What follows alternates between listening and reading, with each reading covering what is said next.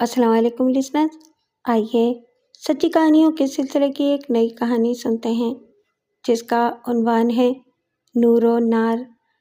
तो आइए कहानी का आगाज़ करते हैं। मैं एक कॉलेज में लेक्चरर थी और खाते पीते घराने से ताल्लुक़ रखती थी। मेरे पास अपनी गाड़ी थी, लेकिन घर से कॉलेज इतना करीब था कि मैं पैदल आती जाती थी। एक दिन मैं घर जाने के लिए कॉलेज के मेन गेट से बाहर निकली तो एक लड़के को खड़े देखा। अक्सर आवारा लड़के कॉलेज के इर्द गिर्द मंडलाते रहते थे, इसलिए मैं कोई तवज्जो दिए बगैर अपनी राह हो ली। कुछ दूर चलकर मैंने पलटकर देखा तो वो लड़का वहाँ नहीं था।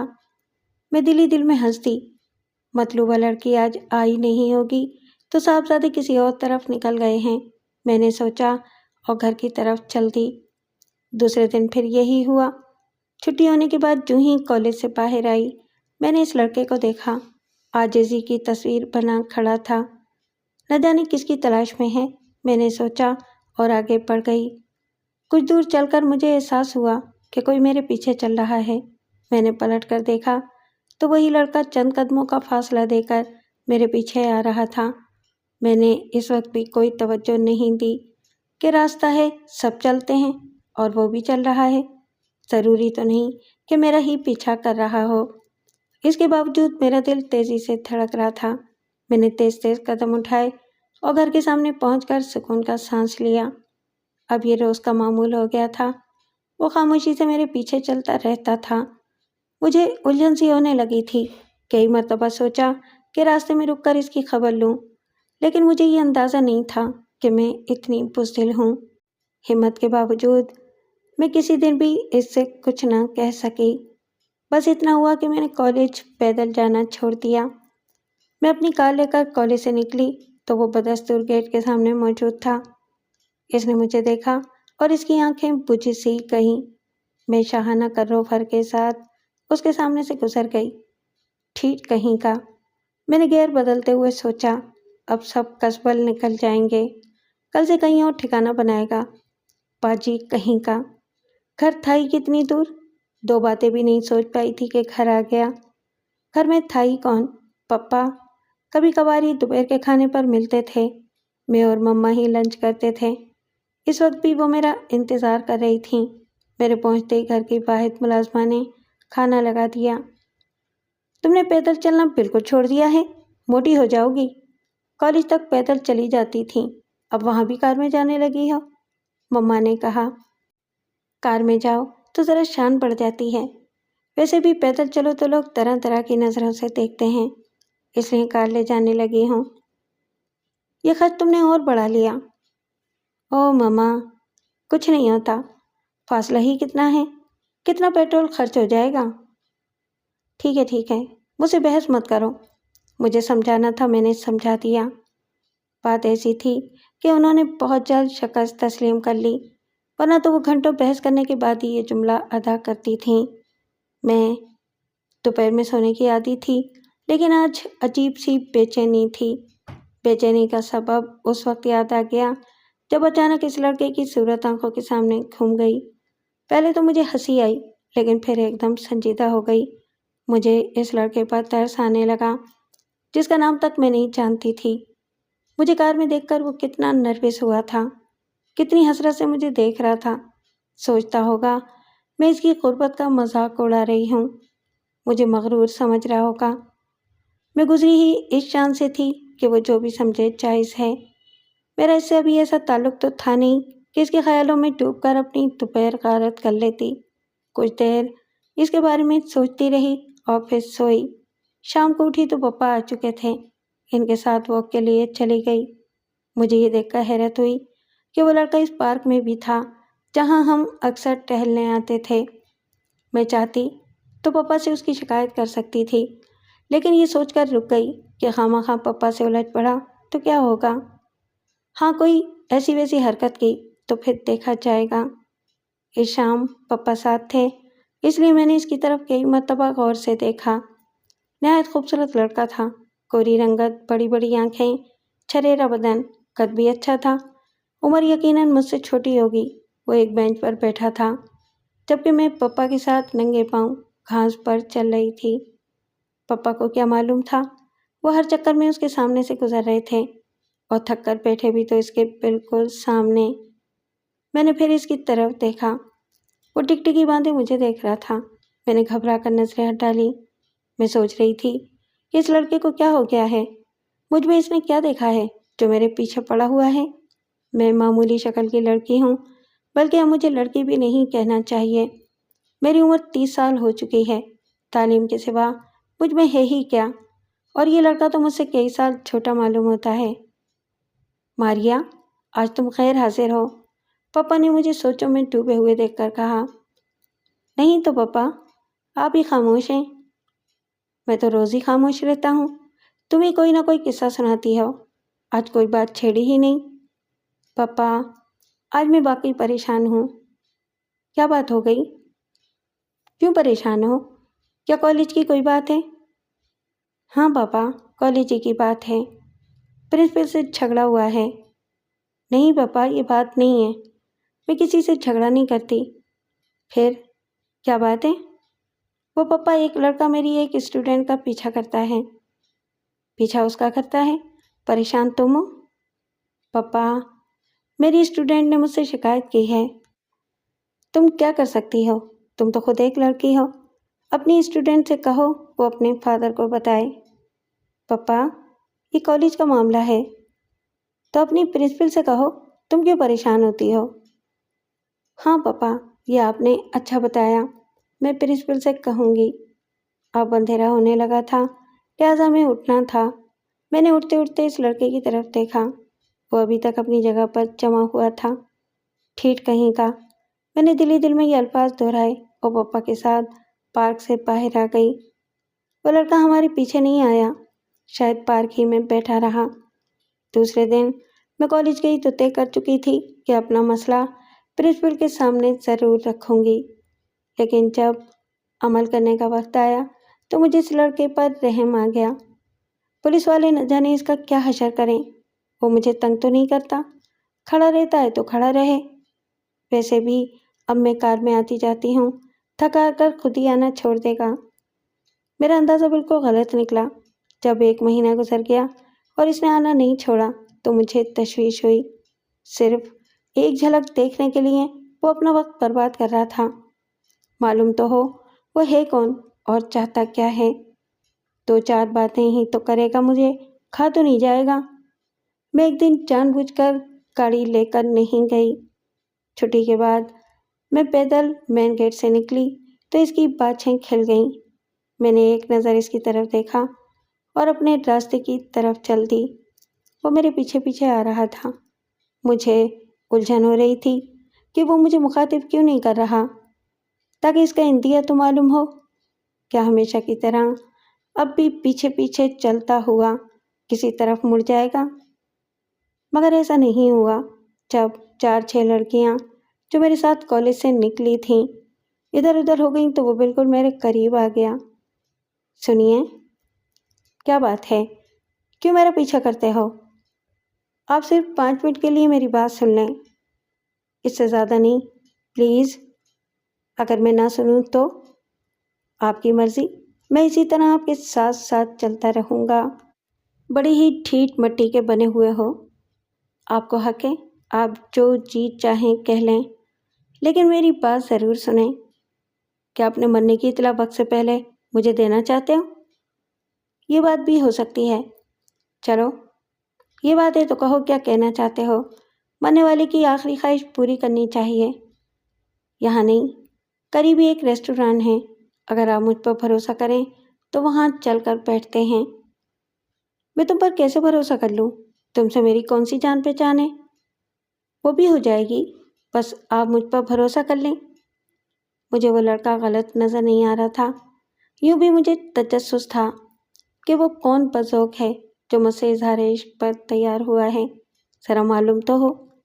میں جلد سے جلد یہ کھیل ختم کر دینا چاہتی تھی، اس لیے کسی دوسرے دن پر ٹالنے کے بجائے اسی وقت اس کے ساتھ جانے پر تیار ہو گئی۔ یہ ایک اسنیک بار تھا جسے وہ ریسٹورانٹ کہہ رہا تھا، اور دوپہر کا وقت ہونے کی وجہ سے خالی پڑا تھا۔ خیر، میں اس کے ساتھ وہاں جا کر بیٹھ گئی۔ اس نے کولڈ ڈرنک کا آرڈر دیا۔ کولڈ ڈرنک آ گئی تو وہ اپنے اصل مطلب پر آیا۔ میں آپ کو تکلیف دینے پر معذرت خواہ ہوں، لیکن کیا کروں؟ دل کے ہاتھوں مجبور ہو کر آپ کو یہاں لایا ہوں۔ میں اپنے دوست کی بہن چھوڑنے ایک دن آپ کے کالج آیا تھا اور آپ کو دل دے بیٹھا۔ اس دن سے آج تک نہ پوری نیند سو سکا ہوں اور نہ پیٹ بھر کر کھانا کھایا ہے۔ آپ کو بھلا سکنا ممکن ہوتا تو بھلا دیتا، لیکن یہ میرے اختیار میں نہیں۔ اگر آپ چاہیں تو مجھے میری منزل مل سکتی ہے، نہ چاہیں تو میرا خون آپ کی گردن پر ہوگا۔ اسی کو آپ موت سے قبل اطلاق کہہ سکتی ہیں۔ اب میری زندگی کا انحصار آپ کے فیصلے پر ہے۔ مجھے ایسی سچویشن کا اس سے پہلے کوئی تجربہ نہیں تھا۔ سوچ رہی تھی کیا جواب دوں۔ وہ سر جھکائے میرا جواب سننے کا منتظر تھا۔ جب خاصی دیر گزر گئی اور مجھ سے کوئی جواب نہ بن پڑا تو اسی کو بولنا پڑا۔ میں چاہتا ہوں آپ مجھ سے شادی کر لیں، میں اسے اپنی خوش قسمتی سمجھوں گا۔ تم پورے ہوش و حواس میں یہ بات کہہ رہے ہو؟ جواب کی جلدی نہیں ہے، آپ 2-4 روز سوچنے کے بعد جواب دے سکتی ہیں۔ میں اب حیران ہو کر اس کی طرف دیکھ رہی تھی۔ میں تو سمجھ رہی تھی کہ وہ فلمی قسم کے ڈائلاگ بولے گا، آئی لو یو کہے گا، دوستی کی پیشکش کرے گا، لیکن اس نے تو براہ راست شادی کی پیشکش کر دی۔ میں نے غور سے اس کی طرف دیکھا۔ یہ لڑکا اتنا خوبصورت ہے کہ کوئی بھی لڑکی اس کے ساتھ شادی کرنے پر فخر محسوس کرے گی۔ یہ سارے جہان کو چھوڑ کر مجھ پر فریفتہ ہوا ہے۔ کیا میں اس پر بھروسہ کر لوں؟ کیا یہ پرخلوص ہے؟ اس میں کوئی چال تو نہیں؟ آپ پریشان کیوں ہو گئی ہیں؟ میں نے کہا نا، سوچ کر جواب دیجیے گا، لیکن یہ سوچ لیجیے گا کہ میں نے پہلی اور آخری محبت آپ سے کی ہے اور شادی بھی آپ سے ہی کروں گا۔ وہ میرے جواب کا انتظار کیے بغیر اٹھ کر کھڑا ہو گیا۔ اس کے ساتھ ہی مجھے بھی اٹھنا پڑا۔ کچھ دور ہم دونوں ساتھ چلتے رہے، پھر وہ اپنی راہ ہو لیا اور میں اپنے گھر کی طرف چل دی۔ گھر پہنچی تو مما کھانے پر انتظار کر رہی تھیں۔ آج معمول سے زیادہ دیر بھی ہو گئی تھی اور کھانے کو جی بھی نہیں چاہ رہا تھا۔ مجھے ابھی بہت کچھ سوچنا تھا، لیکن مما کا دل رکھنے کے لیے بیٹھ گئی۔ کھانے کے دوران خیال آیا کہ اپنے ذہن میں اٹھنے والے سوال مما کے سامنے رکھوں، دیکھوں ان کا تجربہ کیا کہتا ہے۔ مما، میری ایک سہیلی کے ساتھ ایک عجیب واقعہ ہوا۔ ایک لڑکا کئی مہینے سے اس کا پیچھا کر رہا تھا۔ آج میری سہیلی نے اس کا دل رکھنے کے لیے یا پھر یہ جاننے کے لیے کہ وہ کیوں پیچھا کر رہا ہے، اس لڑکے کو بات کرنے کا موقع دے دیا۔ کہ تو بہت برا کیا تمہاری سہیلی نے۔ آگے تو سنیں۔ اس لڑکے نے پہلی ہی ملاقات میں اسے شادی کی پیشکش کر دی۔ اب وہ پریشان ہے کہ اسے کیا جواب دے۔ اس نے مجھ سے مشورہ مانگا ہے، بھلا میں کیا جواب دے سکتی ہوں؟ لڑکے میں خلوص تو ہے، مما نے جواب دیا، لیکن اس لڑکی کو چاہیے کہ اس لڑکے کے بارے میں پوری معلومات کرے۔ ایک بات اور اپنی سہیلی کو بتا دینا کہ دوستی جو ہوتی ہے وہ لڑکے اور لڑکی کے درمیان ہوتی ہے۔ اس لڑکے نے دوستی نہیں کی، شادی کی پیشکش کی ہے۔ شادی بڑوں کا معاملہ ہوتا ہے۔ اس لڑکے سے کہو کہ وہ اپنے بڑوں کے ذریعے بات کرے۔ میں تو سمجھتی تھی کہ مما اوٹ پٹانگ باتیں کرتی ہیں، لیکن انہوں نے تو بڑے پتے کی بات بتائی، میرا مسئلہ ہی حل کر دیا۔ میں کھانے کی میز سے اٹھی تو میرے سر کا بوجھ اتر چکا تھا۔ میں اپنے کمرے میں گئی تو اپنی فرضی سہیلی کی جگہ خود کو کھڑا کر کے دیکھا۔ میری عمر 30 سال ہو چکی تھی اور میری شادی کی فکر کسی کو نہیں تھی گھر میں۔ سب کو میری تنخواہ کی فکر رہتی ہے۔ اب یہ موقع ملا ہے تو اسے گنوانا نہیں چاہیے۔ ابھی یہیں تک پہنچی تھی کہ اندھیرے میں بھٹکنے لگی۔ مجھے ابھی تک یہ خیال ہی نہیں آیا تھا کہ وہ مسلمان ہے یا عیسائی، نہ ہی اس کو یہ علم ہوگا کہ میں عیسائی ہوں۔ اس نے تو میرا نام تک نہیں پوچھا۔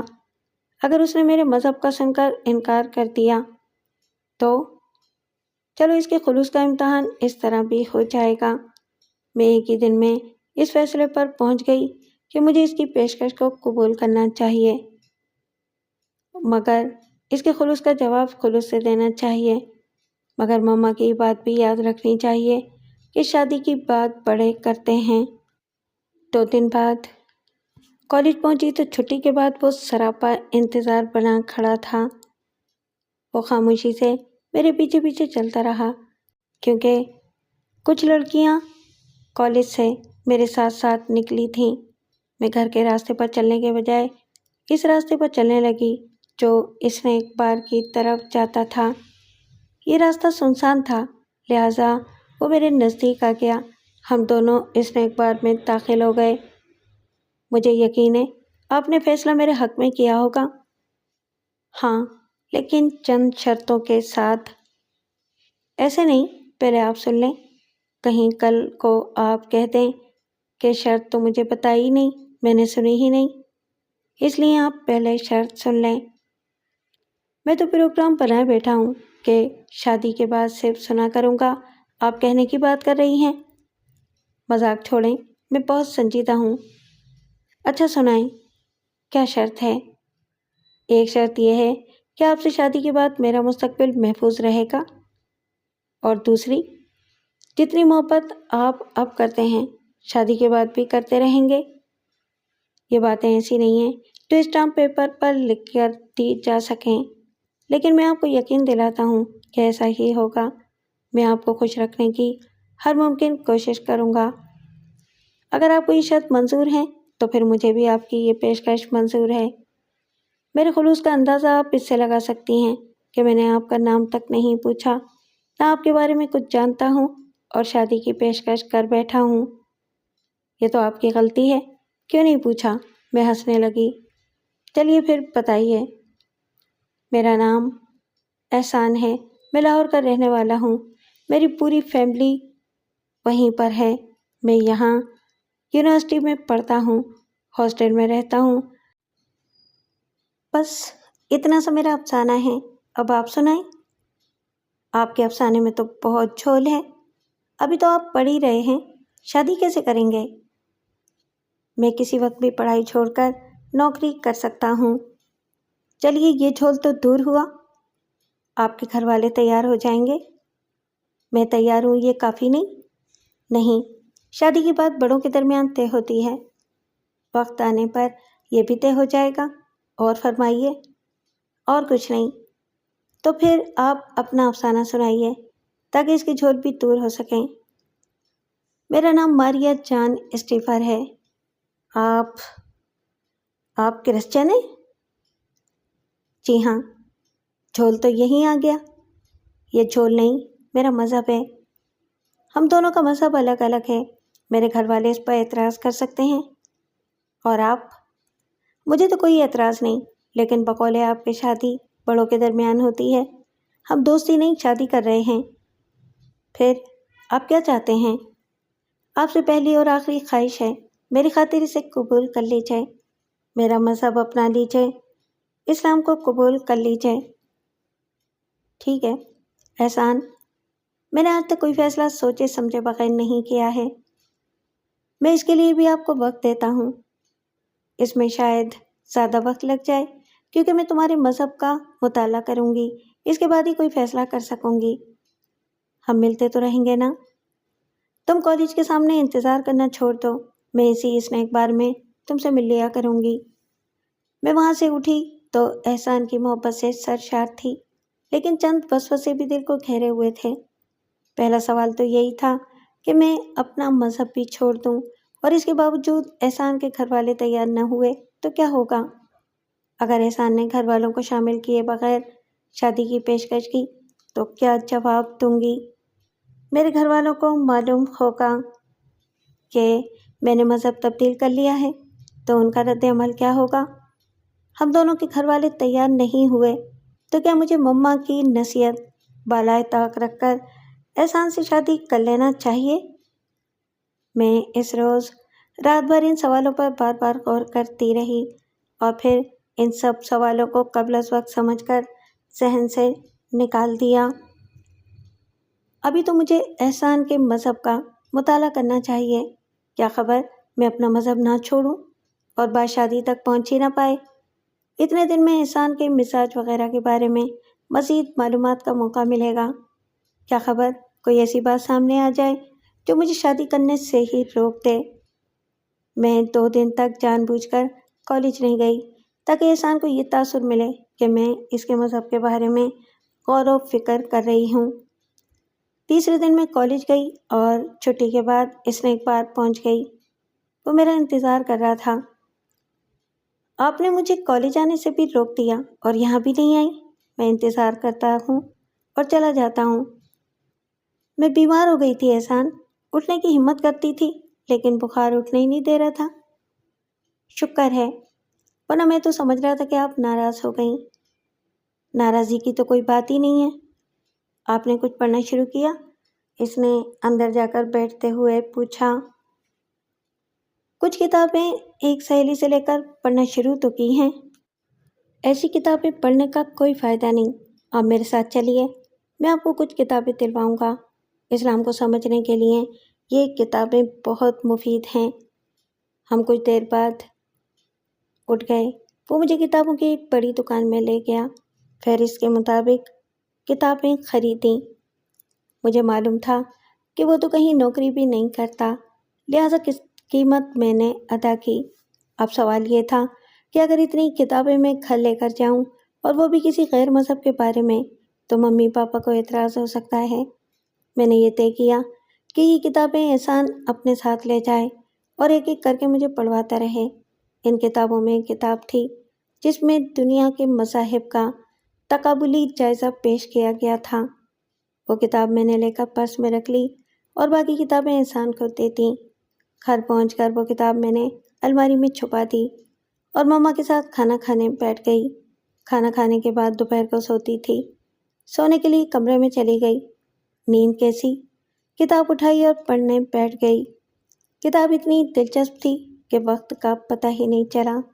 میں تو اس وقت چونکی جب پپا نے شام کی واک کے لیے دروازے پر دستک دی۔ کتاب ہاتھ سے رکھنے کو جی نہیں چاہ رہا تھا، لیکن جتنا پڑھ لیا تھا اس پر غور کرنے کو بھی جی چاہ رہا تھا، لہٰذا میں نے کتاب چھپائی اور پپا کے ساتھ واک پر چلی گئی۔ راستے بھر ان مضامین پر غور کرتی رہی جو میں نے پڑھے تھے۔ اپنے اندر عجیب سی روشنی محسوس کر رہی تھی۔ ایسے ایسے انکشافات مجھ پر ہو رہے تھے جن کا آج تک مجھے علم ہی نہیں تھا۔ واک کرنے کے بعد گھر آئی۔ کچھ دیر پپا کے ساتھ بیٹھ کر ٹی وی دیکھا۔ رات کا کھانا کھانے کے بعد نیند کا بہانہ کر کے کمرے میں آ گئی۔ کتاب پھر اٹھائی اور اب میرے سامنے عیسائیت اور اسلام کا تقابلی باب تھا۔ میں سنبھل کر بیٹھ گئی۔ اصل موضوع پر میں اب آئی تھی۔ میں دیکھنا چاہتی تھی کہ میرا مذہب اچھا ہے یا احسان کے مذہب اسلام میں زیادہ خوبیاں ہیں۔ اسلام کہتا ہے اللہ واحد ہے، نہ اس نے کسی کو پیدا کیا ہے اور نہ کسی سے پیدا ہوا ہے، نہ اس کا کوئی باپ ہے اور نہ ہی اس کا کوئی بیٹا ہے، جبکہ عیسائیت میں تثلیث ہے۔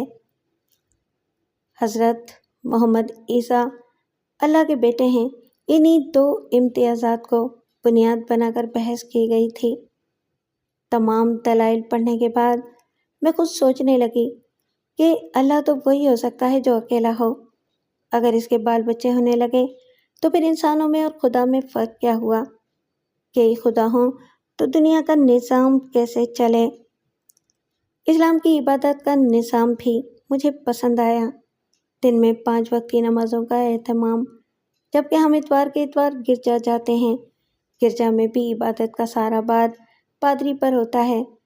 مجھے تو ایسا لگا جیسے جان بوجھ کر ساری عبادت پادری نے اپنے ہاتھ میں لے لی ہو۔ اسلام میں مجھے اجتماعیت بھی نظر آئی اور انفرادیت بھی۔ ایک اور عنوان کے تحت یہی بحث کی گئی تھی۔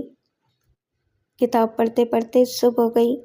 احسان کی محبت کا اثر تھا یا کیا تھا کہ ایک ہی کتاب نے میری دنیا بدل ڈالی۔ مجھے اپنے مذہب کے مقابلے میں اسلام کہیں بہتر نظر آنے لگا، لیکن اپنا مذہب پھر اپنا ہوتا ہے۔ بچپن سے جو باتیں کانوں میں پڑتی ہیں آسانی سے فراموش نہیں ہو پاتی۔ محض ایک کتاب سے تشفی نہیں ہو سکتی تھی اور نہ ہی میں جلد بازی سے کام لینا چاہتی تھی۔ ابھی بہت کچھ جاننے کی ضرورت تھی۔ کتاب پڑھتے پڑھتے صبح ہو گئی تھی، لہٰذا میں نے کالج سے چھٹی کر لی۔ الارم لگا کر سوئی تھی۔ دوپہر کو اٹھ گئی، گاڑی نکالی اور کالج میں جانے کے بجائے اسنیک بار پہنچ گئی، جہاں احسان میرا منتظر تھا۔ ہم دونوں دیر تک باتیں کرتے رہے۔ مجھے کتابوں کے ساتھ ساتھ احسان کا بھی مطالعہ کرنا تھا۔ 2-3 ملاقاتوں میں ہی یہ عقدہ کھل گیا تھا کہ بظاہر خاموش نظر آنے والا یہ لڑکا بلا کا باتونی ہے، ایسی شگفتہ اور سحر انگیز باتیں کرتا ہے کہ ایک ایک لفظ دل میں اترتا ہے، ایسا پر مذاق ہے کہ گھنٹوں اس کے پاس بیٹھے رہو اور دل نہ گھبرائے۔ بس ایک کمی مجھے اس میں نظر آتی تھی کہ اس کی مالی حالت کمزور تھی۔ وہ اپنے گھر والوں کے بھیجے ہوئے پیسوں پر گزارا کر رہا تھا۔ یہ ایسی کمزوری نہیں تھی کہ محض اس وجہ سے اسے نظر انداز کر دیتی۔ میری اپنی تنخواہ اتنی تھی کہ ہم آسانی سے گھر چلا سکتے تھے۔ تعلیم ختم کرنے کے بعد اسے بھی کہیں نہ کہیں ملازمت مل ہی سکتی تھی۔ ہم روز اسی طرح ملتے رہے، سیر و تفریح میں وقت گزارتے رہے۔ اس وقت میں اس کی اخلاقی حالت کی بھی معترف ہو گئی۔ وہ کبھی بھی کسی اکیلی جگہ لے کر نہیں گیا، کبھی کوئی ایسی حرکت نہیں کی جو اخلاق سے گری ہوئی ہوتی یا جس پر مجھے اعتراض ہوتا۔ وہ اپنی کم عمری کے باوجود نہایت مہذب ثابت ہوا تھا۔ اس کی دی ہوئی کتابیں ایک ایک کر کے میں پڑھتی جا رہی تھی۔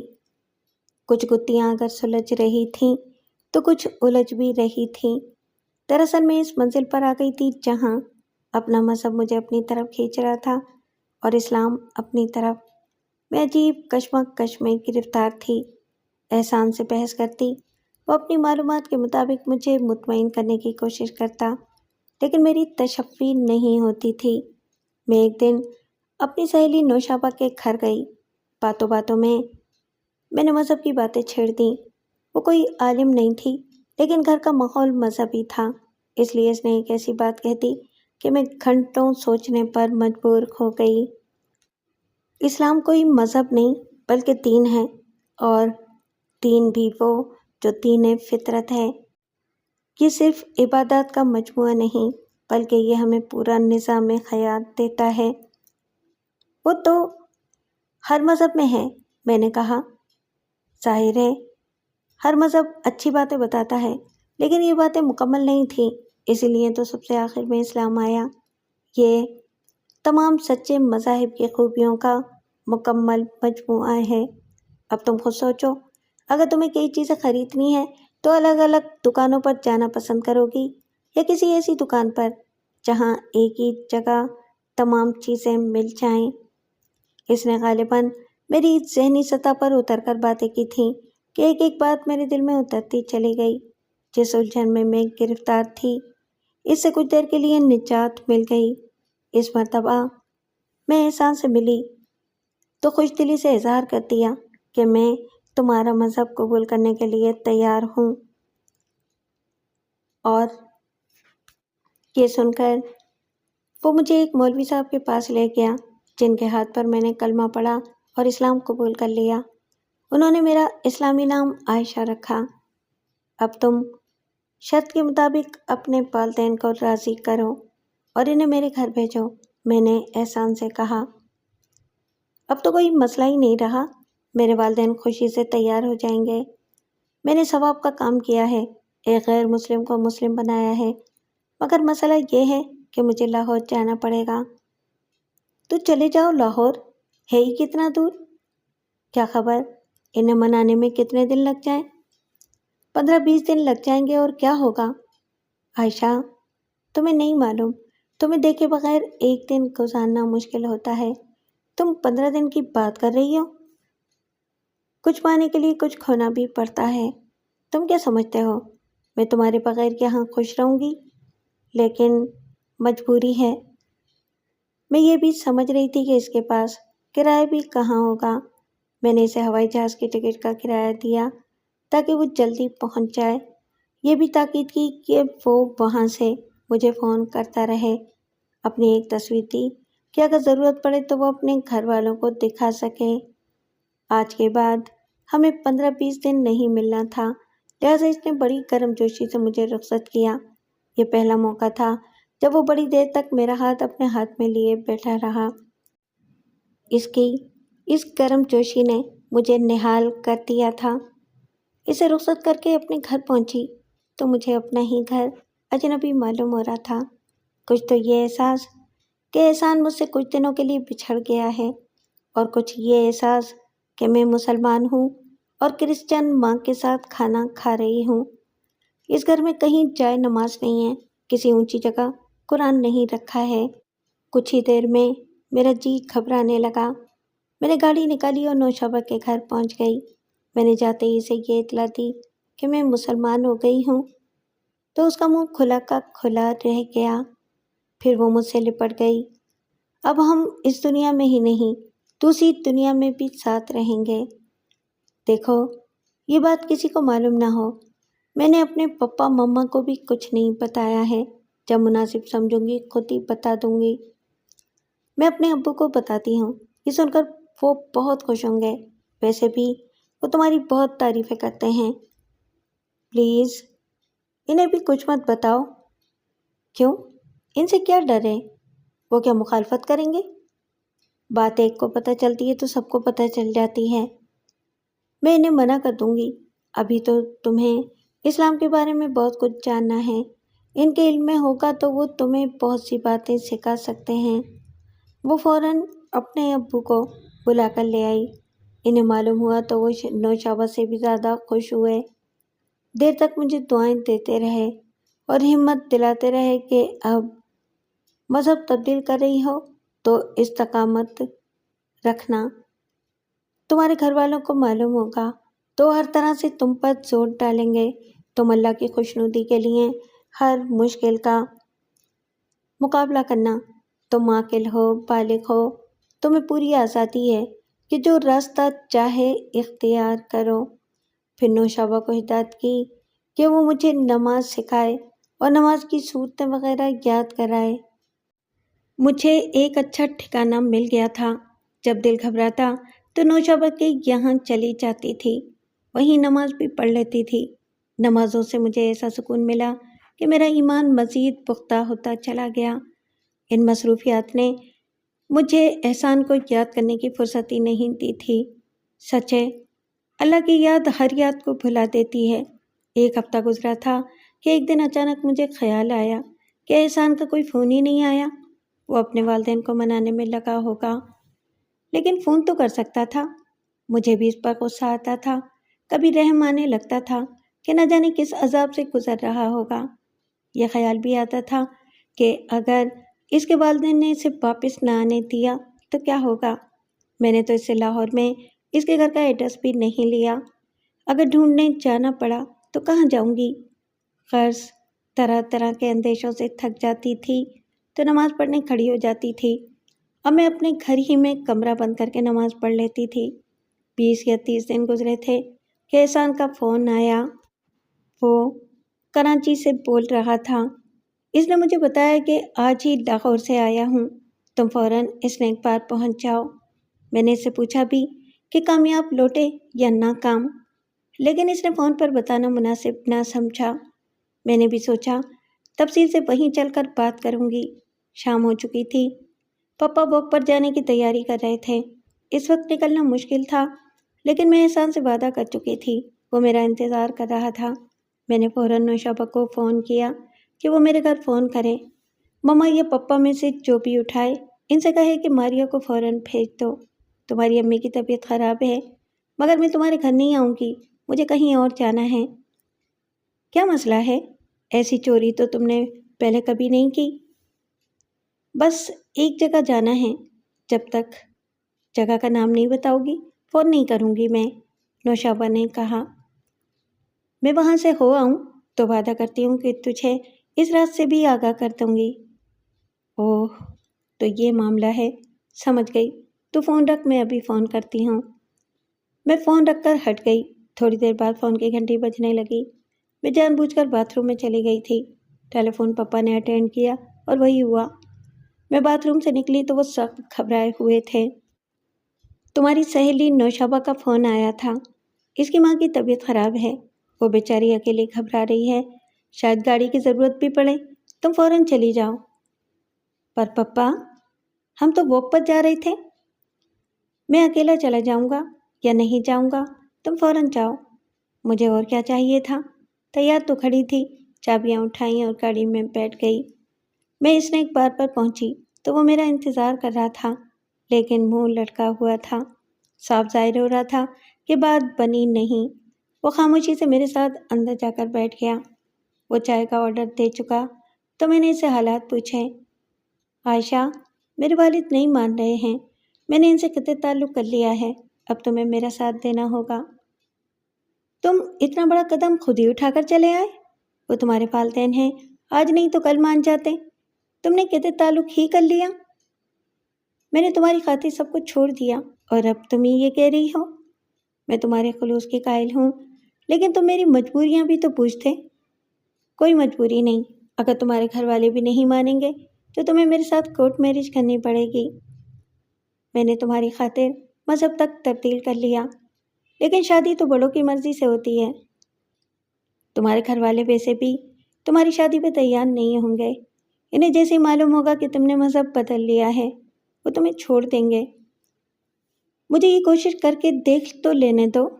اگر وہ مجھے چھوڑ دیں گے تو بے شک میں کورٹ میرج کر لوں گی، اور اگر وہ تیار ہو گئے تو تمہیں میرے گھر میرا رشتہ مانگنے کے لیے آنا پڑے گا۔ مجھے منظور ہے، تم بات کر کے دیکھ لو، لیکن یہ سوچ لو کہ اگر میری شادی تم سے نہیں ہوئی تو میرا خون تمہاری گردن پر ہوگا۔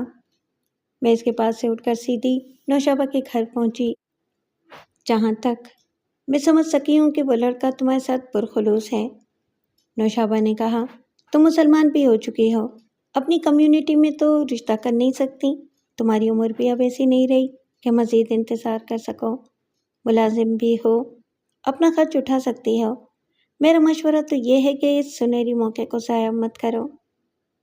وہ کہہ رہا ہے کہ کورٹ میرج کر لو، ایک ٹرائی کر لو، گھر والوں کو بتا دو کہ تم مسلمان ہو گئی ہو، دیکھو ان کا رد عمل کیا ہوتا ہے۔ انہیں بتا دو کہ تم ایک لڑکے کی خاطر مسلمان ہوئی ہو اور اسی سے شادی کرو گی۔ اگر وہ تیار ہوتے ہیں تو ٹھیک، ورنہ پھر کورٹ میرج کر لینا۔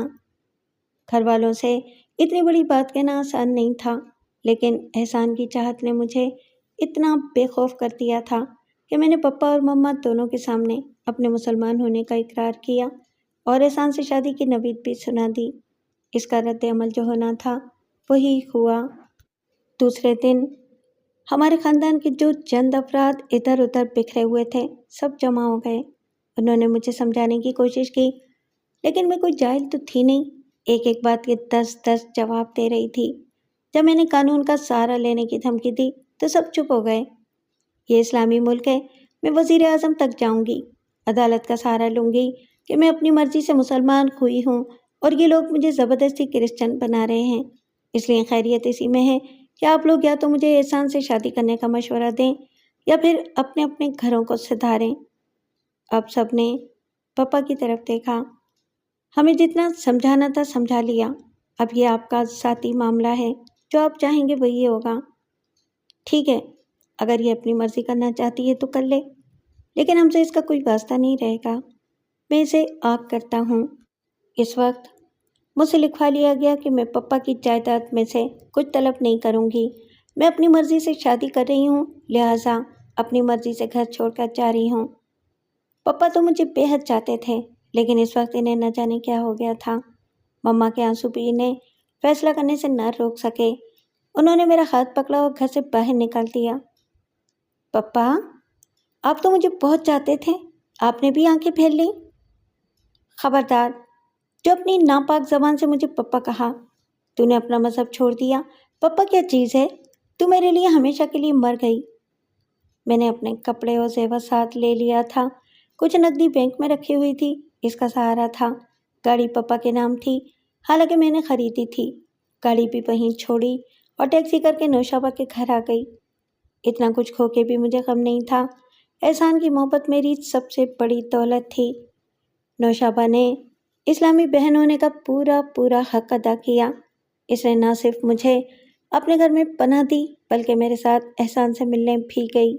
اسے مشورہ دیا کہ وہ عائشہ کا رشتہ لے کر نوشابہ کے گھر آئے۔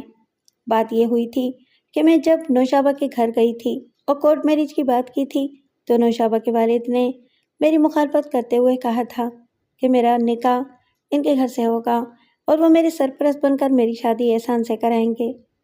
اس سے بڑی اور بات کیا ہو سکتی تھی کہ میرا نکاح اسلامی طریقے سے سرپرستوں کی موجودگی میں ہو۔ مجھے نوشابہ نے بھی بتایا تھا کہ اس کے والد میرے پپا سے ملے تھے اور انہیں سمجھایا تھا کہ وہ میرے سر پر ہاتھ رکھ کر میری شادی احسان سے کرائیں، لیکن وہ تیار نہیں ہوئے۔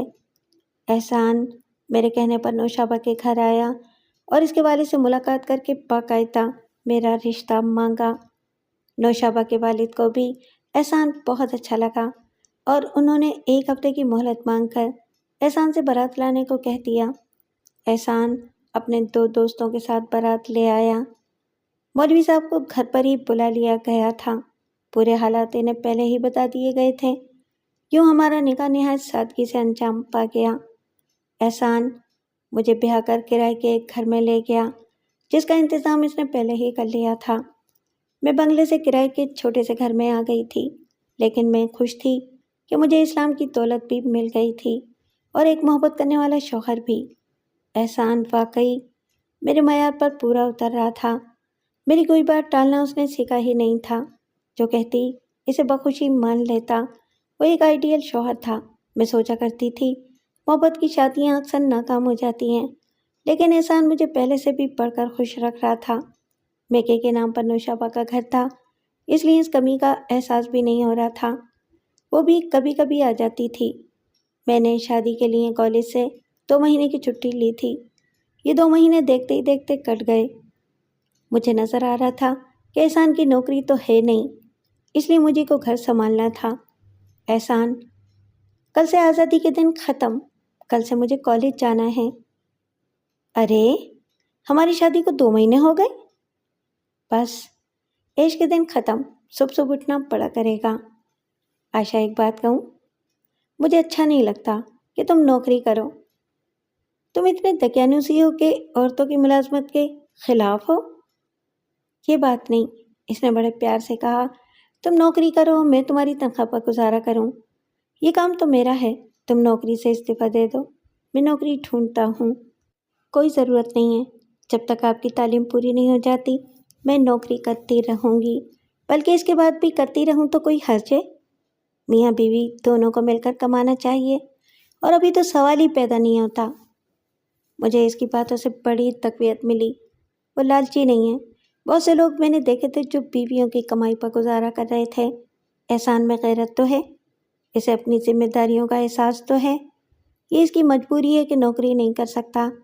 یہ مجھے پہلے بھی معلوم تھا، اور اس کے گھر سے بھی پیسے نہیں آتے تھے، لہٰذا اس کی تعلیم کا خرچ بھی مجھے کو برداشت کرنا ہے۔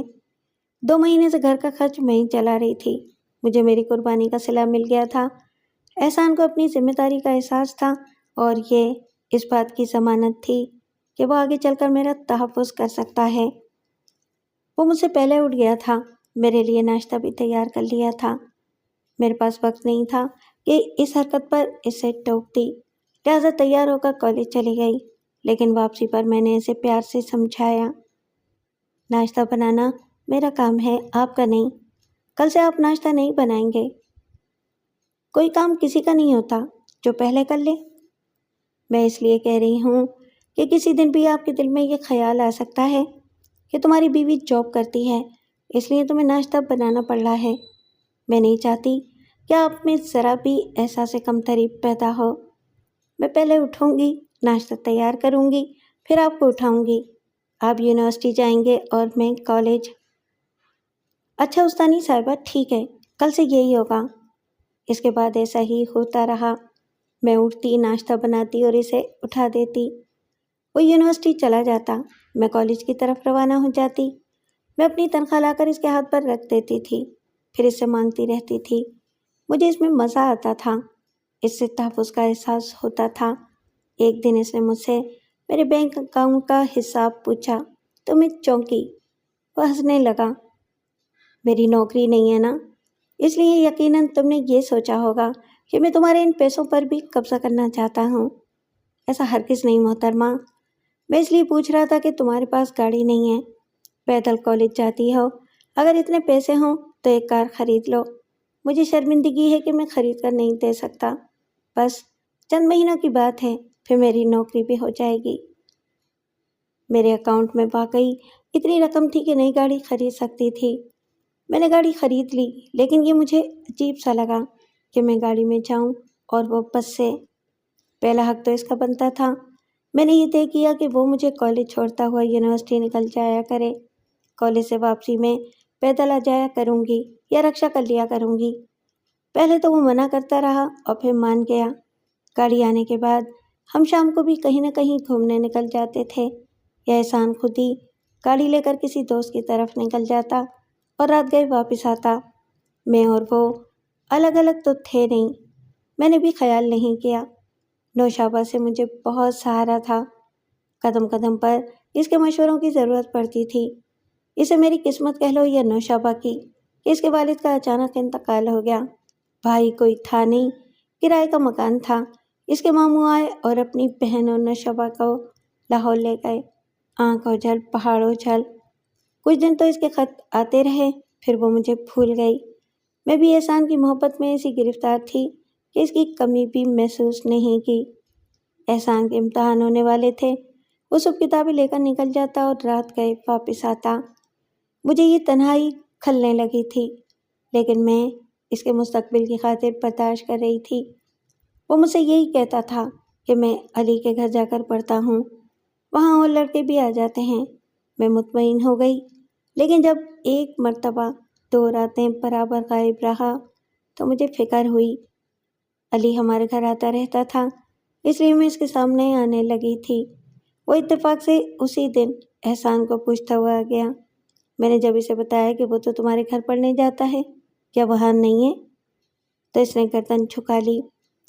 کیا بات ہے علی بھائی، تم چپ کیوں ہو گئے؟ کیا احسان تمہارے گھر نہیں گئے؟ اسے میرے گھر آئے تو کئی دن ہو گئے۔ وہ تو یہی کہہ رہے تھے کہ اسٹڈی کرنے علی کے گھر جاتا ہوں۔ بھابھی آپ فکر نہ کریں، میں اس کے دوستوں سے معلوم کر کے آپ کو بتاتا ہوں۔ وہ تو چلا گیا، لیکن میرے دل میں آنسو پھوٹ پڑے، آنکھوں سے بھی جھرنا سا جاری ہو گیا۔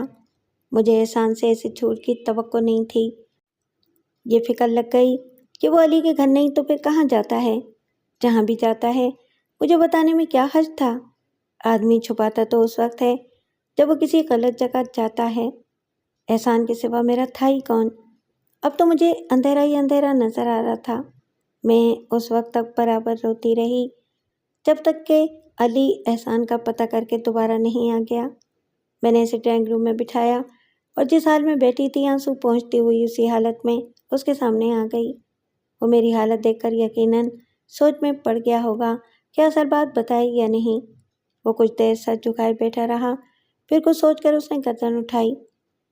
بھابھی میں آپ کو شاید کبھی نہ بتاتا، لیکن آپ کی حالت دیکھ کر آپ کو بتانے پر مجبور ہو گیا ہوں۔ وہ کچھ کہتے کہتے رک گیا۔ کیا بات ہے علی؟ آپ مجھ سے کیا چھپا رہے ہیں بھائی؟ حقیقت یہ ہے کہ احسان پڑھنے کا ڈرامہ رچا رہا ہے۔ اسے تو کالج چھوڑے ہوئے 2 سال ہو گئے، یونیورسٹی کیسی؟ وہ اپنے گھر والوں کو بھی جھانسا دے کر رقم منگوا رہا ہے اور آپ سے بھی رقم اینٹھ لیتا ہے۔ گھر والوں سے تو اس کے تعلقات ہی نہیں ہیں۔ یہ کس نے کہہ دیا؟ اس کے پاس باقاعدگی سے رقم آتی ہے۔ اس نے مجھے تو یہی بتایا تھا کہ اس کے گھر والوں نے شادی سے انکار کر دیا تو وہ ان سے ناطہ توڑ کے آ گیا۔ اس سے بڑا جھوٹ کوئی نہیں ہوگا۔ وہ لاہور گیا ہی نہیں تھا، اس کے گھر والوں کو کچھ معلوم ہی نہیں، وہ تو یہی سمجھ رہے ہیں کہ وہ پڑھ رہا ہے۔ اتنا بڑا جھوٹ! اور علی بھائی آپ نے بھی مجھے کچھ نہیں بتایا، اب بتا رہے ہیں؟ میں آپ کا مجرم ہوں بھابھی، لیکن ظاہر ہے احسان میرا دوست ہے، مجھے اس کا ساتھ دینا تھا۔ پھر میں یہ سوچ رہا تھا کہ شادی کے بعد وہ سدھر جائے گا، مگر اب تو میں یہ دیکھ رہا ہوں کہ وہ آپ کی تنخواہ پر عیش کر رہا ہے۔ اب ان باتوں کا کیا فائدہ؟ مجھے تو یہ بتائیں کہ اس وقت وہ کہاں ہوگا؟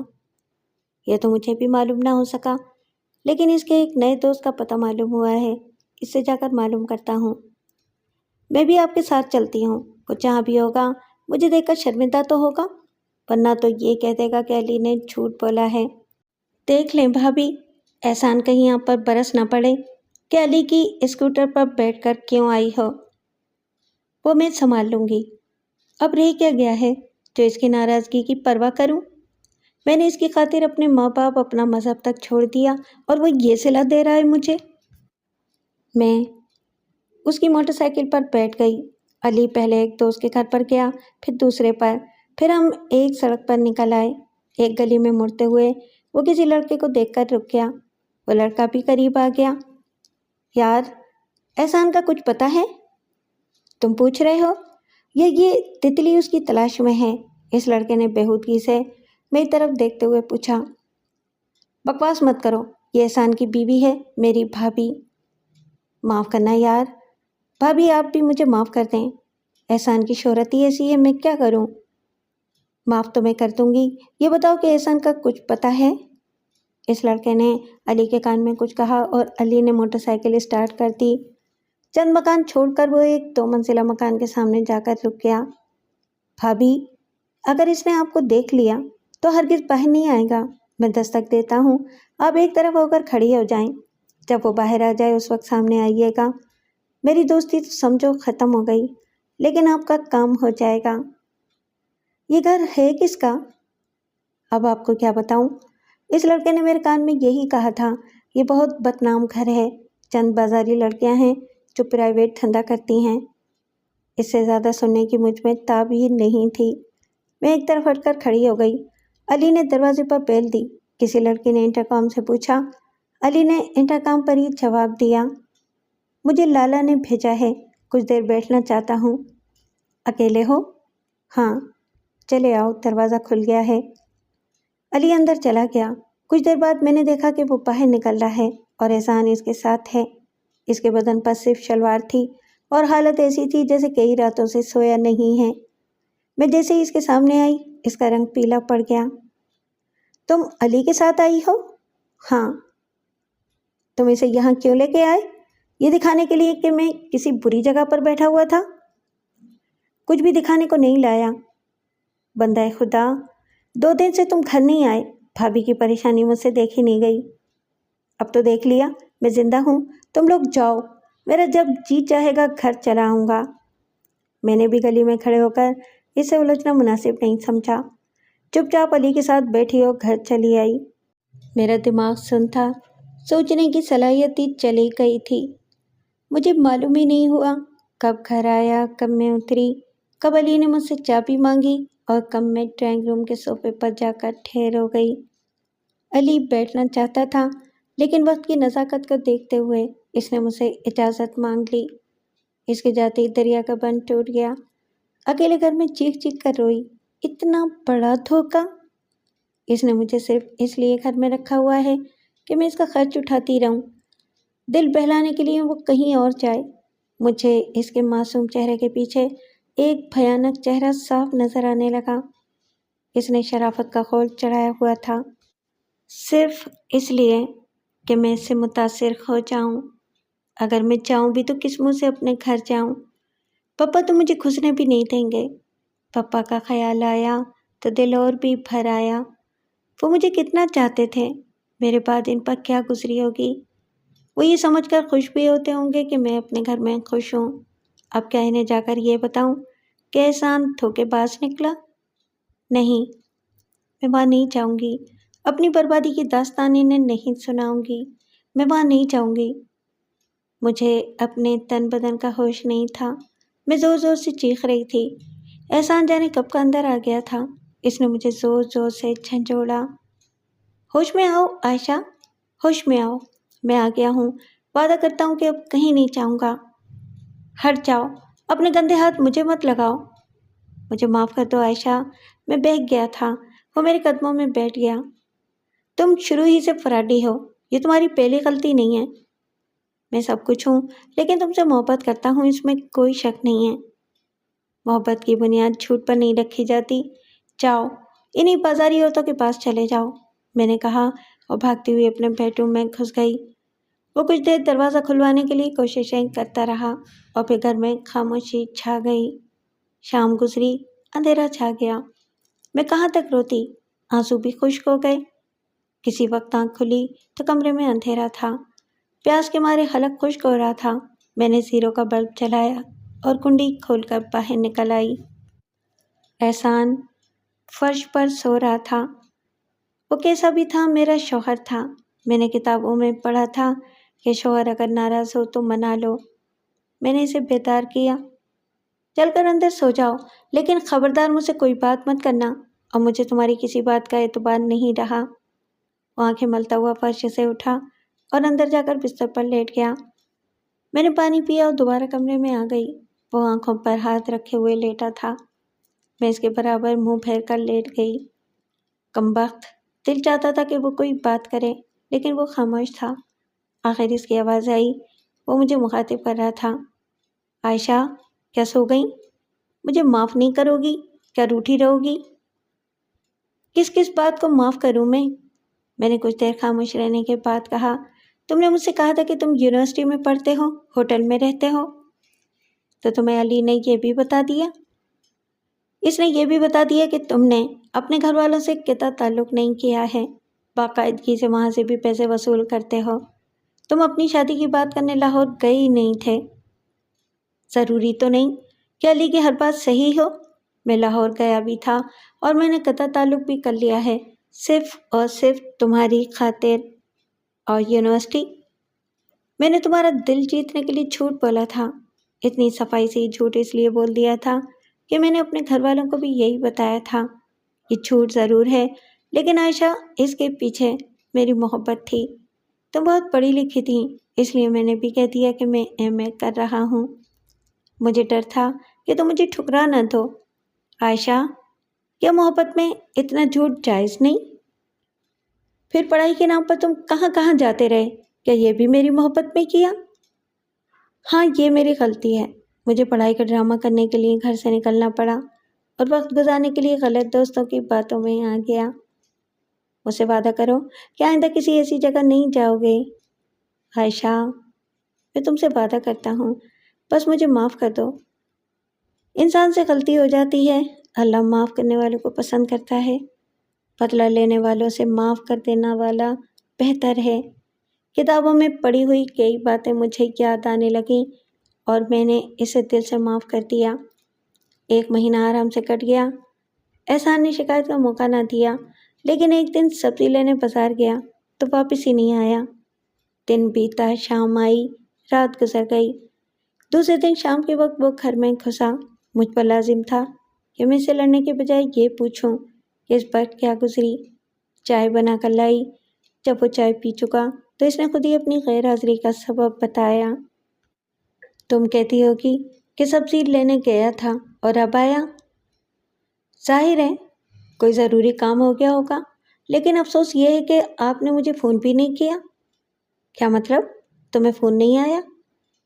کوئی فون کرتا تو آتا۔ میرا ایک دوست بازار میں مل گیا تھا، اس کے والد کی طبیعت سخت خراب تھی۔ میں اس کے ساتھ اس کے گھر چلا گیا۔ طبیعت زیادہ خراب تھی، مجھے اسپتال جانا پڑ گیا۔ میں اپنے دوست کی بہن سے کہہ گیا تھا کہ میرے گھر فون کر دینا، وہ بھول گئی ہوگی۔ اسپتال میں ایسی بھاگ دوڑ رہی کہ خیال ہی نہیں آیا۔ امید ہے کہ تم معاف کر دو گی۔ مجھے یقین نہیں تھا کہ صحیح کہہ رہا ہوگا، لیکن اسے جھوٹا ثابت کرنے کے لیے میرے پاس کوئی ثبوت نہیں تھا، لہٰذا معاف کر دینے ہی میں عافیت تھی۔ یہ بھی تو ہو سکتا تھا کہ وہ سچ کہہ رہا ہو۔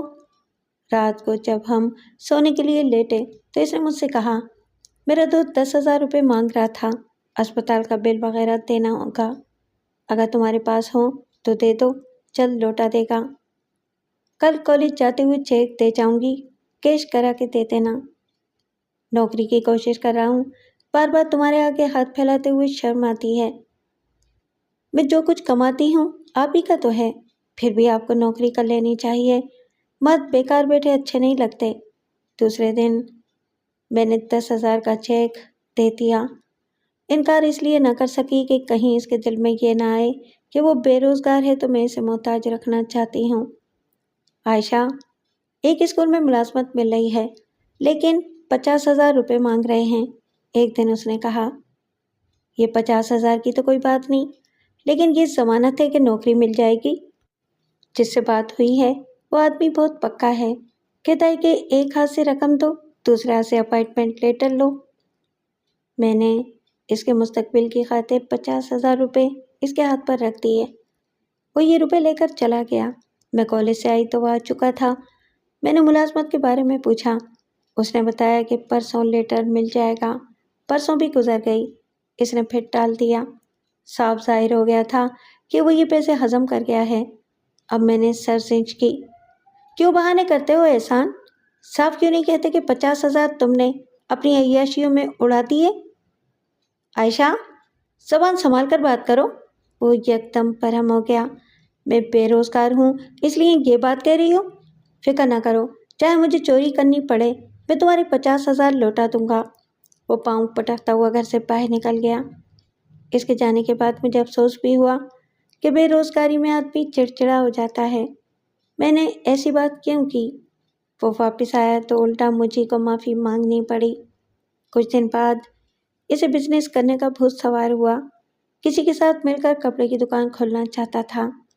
میں اسے بے وقوفی ہی کہوں گی کہ ایک مرتبہ پھر میں اس کی باتوں میں آ گئی۔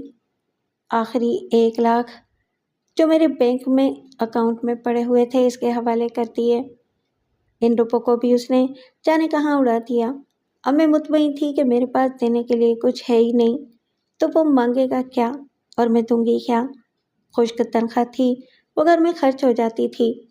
اس کی باتیں ایسی سحر انگیز تھیں کہ میں بار بار دھوکہ کھا کر بھی نہیں سنبھلتی تھی۔ جانتی تھی کہ وہ جھوٹ بول رہا ہے، لیکن پھر اس کی باتوں میں آ جاتی تھی۔ وہ میری وفاداری کو میری کمزوری سمجھ کر مجھے لوٹتا رہا۔ اب وہ اتنا شیر ہو گیا تھا کہ معذرت کے لفظ بھی ادا کرنا بھول گیا تھا۔ میں اگر ذرا بھی احتجاج کرتی تو وہ گالیاں سنانے لگتا۔ کئی دفعہ مجھ پر ہاتھ بھی اٹھا چکا تھا۔ وہی زبان جس سے شیرینی ٹپکتی تھی، زہر میں بھجی ہوئی تلوار بن گئی تھی۔ ایک دن علی آیا تو اس نے یہ انکشاف کیا کہ احسان نے جو مجھ سے 1,00,000 روپے لیے تھے، اس سے اس نے بزنس نہیں کیا ہے بلکہ ایک داشتہ رکھ لی ہے جس پر وہ یہ روپے نچھاور کر رہا ہے۔ علی کو آئے ہوئے بھی کچھ ہی دیر ہوئی تھی کہ چند لمحوں کے بعد ہی احسان گھر میں گھسا۔ مجھے بے عزت کرنے کا موقع تو ڈھونڈ ہی رہا تھا۔ علی کو بیٹھے دیکھا تو غصے سے لال پیلا ہو گیا۔ عائشہ بیگم، مجھ پر تو آوارگی کا الزام لگاتی ہو، لیکن کبھی اپنے گریبان میں بھی جھانکا؟ تنہائی میں میرے دوستوں کے ساتھ رنگ رلیاں مناتے ہوئے شرم نہیں آتی؟ احسان، اپنے آپے میں رہو، انہیں میں اپنی بھابھی کہتا ہوں۔ میری بجائے علی بول پڑا۔ میں تم سے مخاطب نہیں ہوں، میری بیوی ہی خراب ہے، تم سے کیا کہوں؟ بازاری عورتوں میں رہ رہ کر تمہیں اچھی عورتوں کی پہچان ہی نہیں رہی ہے، علی نے کہا۔ بولنے دو انہیں علی بھائی، ان سے اتنا اور کہہ دو کہ جو بغیر شوہر کئی دن اپنے گھر میں نہیں گھستے، ان کی بیویاں دوسروں سے رنگ رلیاں نہ منائیں تو کیا کریں؟ آوارہ عورت زبان چلاتی ہے، احسان نے کہا اور مجھے مارنا شروع کر دیا۔ علی نے بڑی مشکل سے میری جان چھڑائی اور میں اپنی پناہ گاہ یعنی بیڈ روم میں گھس گئی۔ رات کو احسان کسی وقت بیڈ روم میں آیا اور بستر پر لیٹ گیا۔ کچھ دیر بعد وہ پھوٹ پھوٹ کر رونے لگا۔ تفصیل کیا بتاؤں؟ پھر معافی مانگی اور میں نے پھر معاف کر دیا۔ اس لیے بھی معاف کر دیا کہ اسی دن میں چیک اپ کرا کے آئی تھی، میں اس کے بچے کی ماں بننے والی تھی۔ یہ بات ابھی تک اسے معلوم نہیں تھی۔ ابھی میں رو دھو کر بیٹھی تھی، لہٰذا سوچا کہ 2-4 دن گزر جائیں تو اسے یہ خوشخبری سناؤں گی۔ مجھ سے یہ خوشخبری برداشت نہیں ہو رہی تھی۔ اگلے ہی دن دوپہر کے کھانے کے بعد میں سونے کے لیے لیٹی تو میں نے بڑے فخر کے ساتھ یہ خبر اسے پہنچا دی۔ میں سمجھ رہی تھی کہ وہ مجھ پر نوازشات کی بارش کر دے گا، لیکن وہ اس طرح اچھل گیا جیسے میں نے کسی کی موت کی خبر سنا دی ہو۔ عائشہ، یہ بچوں کا جھنجٹ مجھے پسند نہیں۔ ویسے بھی میں اپنے ڈیڈی کی وجہ سے بہت پریشان ہوں، مجھے اور زیادہ پریشان مت کرو۔ پتہ نہیں کس کی گناہ کی نشانی میری گود میں ڈالنے والی ہو۔ میں اب تک اپنی بے عزتی برداشت کرتی چلی آئی تھی، لیکن وہ میرے بچے کو کچھ کہے یہ میں برداشت نہیں کر سکتی تھی۔ میں نے بھی اسے کھری سنائی۔ وہ تو شاید موقع ہی ڈھونڈ رہا تھا، مجھے مار پیٹ کر گھر سے باہر نکل گیا۔ یہ پہلا موقع تھا کہ اس سے لڑنے کے بعد مجھے افسوس نہیں ہوا۔ اب وہ میرے سامنے کھل کر آ گیا تھا۔ میں جسے سونا سمجھ رہی تھی وہ پیتل نکلا۔ میں اس کی محتاج نہیں تھی کہ کھا کے مر جاتی۔ اپنا کماتی تھی، اپنا کھاتی تھی۔ اگر غصہ تھا تو اپنے آپ پر کہ میں نے اتنی پڑھی لکھی ہو کر بھی دھوکہ کھا لیا اور اس پر بھروسہ کر بیٹھی۔ وہ مسلسل 4 دن سے گھر نہیں آیا تھا۔ اب میرا غصہ بھی کم ہونے لگا تھا۔ خیال آتا تھا کہ نہ جانے کہاں ہوگا۔ اگر آ جائے تو میں پیار سے سمجھا دوں گی۔ اکثر مرد بچوں سے چڑھتے ہیں۔ میں انہی خیالوں میں غرق بیٹھی تھی کہ کسی نے دروازے پر بیل دی۔ میں اچھل پڑی۔ آخر 4 دن بعد احسان کو میرا خیال آ ہی گیا۔ میں نے دل میں سوچا اور دروازہ کھولنے چلی گئی۔ دروازے پر ایک عورت ایک آدمی کے ساتھ کھڑی تھی۔ مرد کے ہاتھ میں ایک چھوٹا اٹیچی کیس تھا۔ احسان کا گھر یہی ہے؟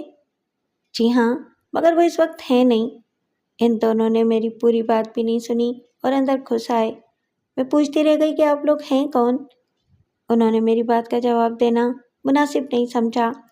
دیہاتی سے لوگ تھے، اس لیے ان سے کسی تہذیب کی توقع نہیں کی جا سکتی تھی۔ ڈرائنگ روم سامنے ہی تھا۔ وہ وہاں جا کر بیٹھ گئے۔ اس کا مطلب ہے کہ خبر صحیح ہے۔ اب آنکھوں سے دیکھ لیا ہے، اب چل۔ ٹھہر تو جا، کچھ پوچھنے تو دے، عورت نے کہا۔ آپ لوگ کون ہیں اور کس سے ملنا ہے؟ میں نے اس عورت سے پوچھا۔ پہلے تو بتا کہ تو اس گھر میں کیا کر رہی ہے؟ میں تو اس گھر کی مالکن ہوں۔ مالکن کی بچی؟ میرا پتر احسان کدھر ہے؟ اس مرتبہ مرد نے مجھ سے پوچھا۔ اب میں سمجھی کہ یہ احسان کے والد و والدہ ہیں۔ میں نے بڑے ادب سے انہیں سلام کیا اور احسان کے بارے میں بتانے لگی کہ وہ تو اکثر غائب ہو جاتے ہیں، اب بھی 4 دن سے نہیں آئے۔ وہ مجھ سے ہمدردی کرنے کے بجائے الٹا مجھ پر برس پڑے کہ میں نے ان کے بیٹے کو برگلا کر اس سے شادی کر لی۔ شادی بڑوں کی مرضی سے ہوتی ہے، کدھر ہیں تیرے بڑے؟ میں عیسائی سے مسلمان ہوئی تھی، اس لیے میرے بڑوں نے مجھے چھوڑ دیا ہے۔ یہ سننا تھا کہ عورت اپنی چھاتی پیٹنے لگی۔ احسان کے ابا، ہم لٹ گئے۔ احسان نے ہمیں کہیں کا نہ چھوڑا، بھنگن سے شادی کر کے بیٹھ گیا۔ میں بھنگن نہیں ہوں، میں نے احتجاج کیا۔ تو جو کوئی بھی ہے، اگر ہم سے پوچھتا تو ہم کبھی اجازت نہ دیتے۔ اور تو کیسی تھی؟ تو نے بھی نہیں پوچھا کہ تیرے ماں باپ کدھر ہیں؟ میں نے پوچھا تھا اور وہ آپ سے پوچھنے گیا بھی تھا، آپ نے انکار کر دیا۔ یہ بھی نہیں سوچا کہ میں اپنا مذہب چھوڑ کر مسلمان ہو گئی ہوں۔ اب میں کہاں جاؤں؟ وہ جھوٹ بولتا ہے، اس نے ہمیں بتایا ہی نہیں اور شادی کر لی۔ اب تو میں آپ کی بہو ہوں، اب تو مجھے قبول کر لیں۔ پرے ہٹ، ہم نہیں مانتے تجھے اپنی بہو، ہمارے لیے تو ہمارا بیٹا بھی مر گیا۔ انہوں نے میرے گھر کا پانی تک نہیں پیا، جیسے آئے تھے ویسے ہی اٹھ کر چلے گئے۔ کچھ دیر رک کر احسان کا انتظار بھی نہیں کیا۔ سچ ہے کہ ایسے بیٹوں سے کسے محبت ہو سکتی ہے؟ احسان کا ایک اور جھوٹ کھل گیا تھا۔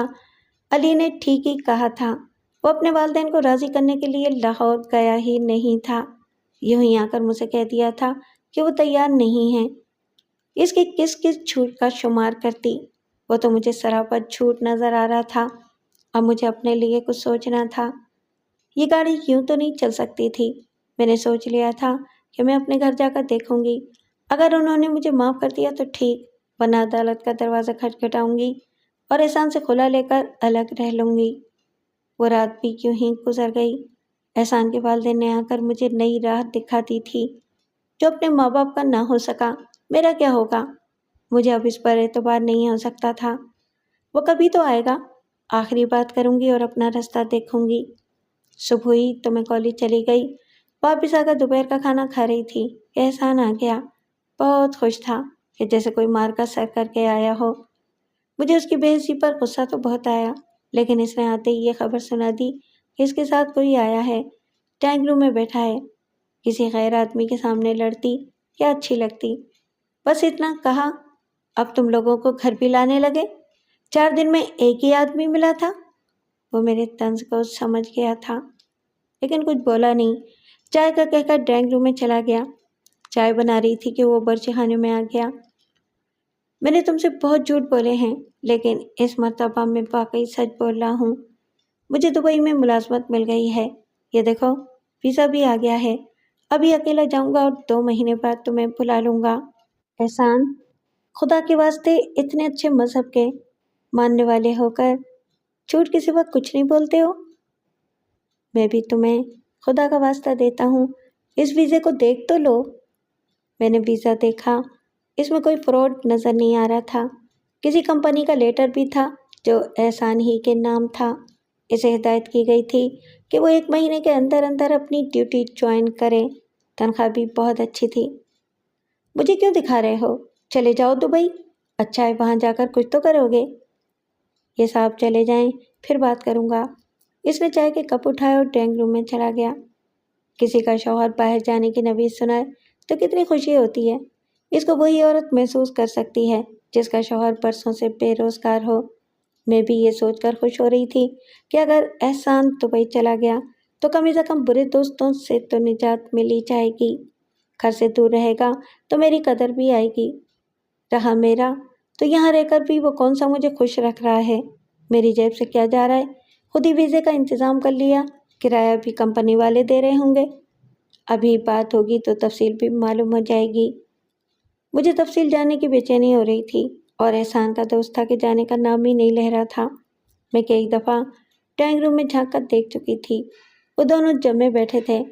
میں نے احسان کو آواز دے کر بلایا، کون ہے یہ؟ کب جائے گا؟ یہی تو ہے جس نے میرے لیے ویزے کا انتظام کیا ہے۔ وہ تو ہے، مگر اب یہاں کیا کر رہا ہے؟ مجھے کچھ بتاؤ تو، کیا نوکری ہے اور کب جانا ہے؟ ابھی میں اس کے ساتھ جا رہا ہوں، واپس آ کر بتاؤں گا۔ وہ کچھ دیر بعد کا مجھ سے کہہ کر اپنے دوست کے ساتھ چلا گیا۔ میں آرام کرنے کے لیے لیٹ گئی۔ شام کو اٹھی تو احسان اس وقت تک نہیں آیا تھا۔ میں شام کے کھانے کا بندوبست کر رہی تھی کہ وہ آ گیا۔ اب تک میرا غصہ بالکل ختم ہو چکا تھا۔ میں نے اسے یہ تک بتانا مناسب نہیں سمجھا کہ اس کے والدین یہاں آئے تھے۔ میں نے سوچا کہ کہیں والدین کی محبت اسے دبئی جانے سے روک نہ دے۔ کب تک جانے کا پروگرام ہے؟ میں نے پوچھا۔ جانے کو تو آج چلا جاؤں، لیکن تم سے جدا ہونے کو جی نہیں چاہتا۔ زیادہ باتیں مت بناؤ، یہاں رہ کر تو جیسے تم میرا بہت خیال رکھتے ہو، 4 دن شکل نہیں دکھاتے۔ بے شک میں تمہیں تنگ کرتا ہوں، لیکن یہ امید تو رہتی ہے کہ چوتھے دن تمہارے پاس چلا آؤں گا۔ دبئی جا کر چوتھے دن تو نہیں آ سکتا۔ تم تو کہہ رہے تھے کہ 2 مہینے بعد مجھے بھی بلا لو گے۔ سوچ رہا ہوں یہ 2 مہینے تمہارے بغیر کیسے گزاروں گا۔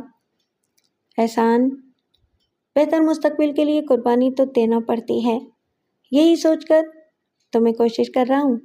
جتنا میں نے تمہیں تنگ کیا ہے اتنا خوش بھی تو کروں۔ بس تو پھر جانے کی تیاری کرو، 2 مہینے یوں گزر جائیں گے، پھر میں بھی چلی آؤں گی۔ تمہاری ڈلیوری کا کیا ہوگا؟ وہ کہیں بھی ہو سکتی ہے یا پھر ڈلیوری کے بعد آ جاؤں گی، آپ تو جائیں۔ میں علی کی والدہ سے کہہ جاؤں گا، وہ تمہارا خیال رکھیں گی۔ علی کو تو تم نے یہاں آنے کے لائق ہی نہیں رکھا ہے۔ مجھے اب زیادہ شرمندہ مت کرو، مجھے اس وقت نہ جانے کیا ہو گیا تھا۔ میں علی سے معافی مانگ لوں گا۔ میں نے ایک مرتبہ پھر اسے معاف کر دیا۔ وہ بھی پہلے جیسا احسان بن گیا تھا، وہی محبت، وہی برتاؤ۔ 1 ہفتہ یوں گزر گیا جیسے میں پھولوں کی سیج پر سو رہی ہوں۔ عائشہ، ایک بات کہوں؟ کہیے۔